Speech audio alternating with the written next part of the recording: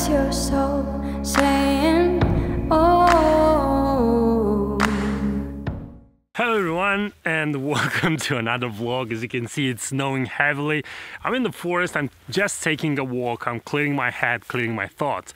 But I was thinking about something that almost every workshop I organize, there is some person or some persons that want to know basically what are the most common mistakes a landscape photographer does. I know there are some things that I always said to the participants to my workshops, and then depending on what I see that everyone is doing and depending on how every person approaches a certain photo, certain composition, landscape settings and so on, then I can point out his or hers common mistakes. So this is a list of 5 common mistakes that I think everybody does in the beginning and a few tips on how to avoid them. So mistake number 1 would be to check your histogram only on the brightness and not on the channels. This is a very common mistake, and the result is an overexposed blue channel if you're photographing when the sun is not on the sky. So this means before sunrise or after sunset.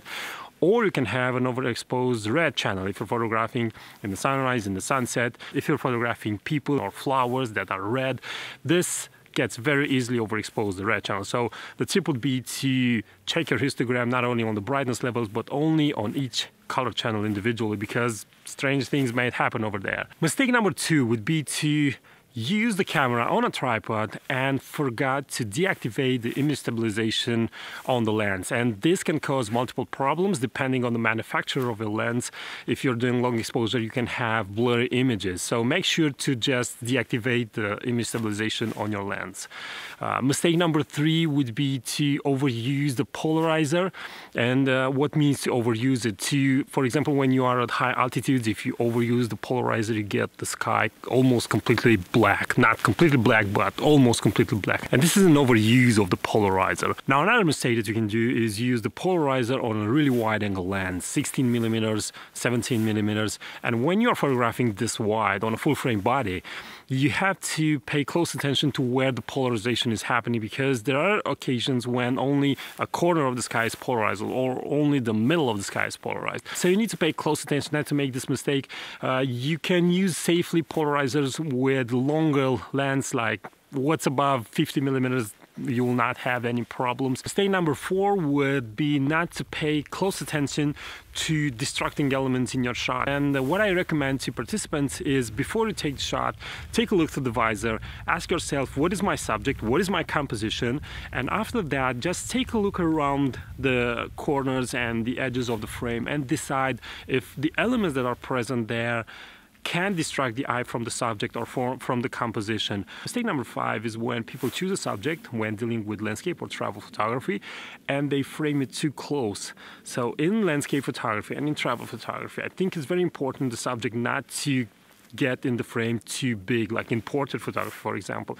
You need to give that subject room to be discovered by the viewer, and the composition that you create should offer a journey, a small journey to the viewer, and the viewer should discover the subject through your composition. So the subject in landscape photography has to occupy a certain portion of the image, but not the entire image. Now, this doesn't mean that the subject has to be a teeny weeny spot in the image and you can say, okay, that's my subject. No, it has to have a certain size for people to realize that is the subject, to be clearly seen, but you need to have a composition that supports it and a composition that takes space, physical space in the photo, and that will guide the viewer's eye towards the subject. These are just 5 common mistakes that a landscape photographer can do. I'm pretty sure there are all sorts of other mistakes. You can use the comment section below to just say the mistakes you have made in your landscape photo adventures. And until next time, keep on photographing, because it's the only way to get better. Bye bye.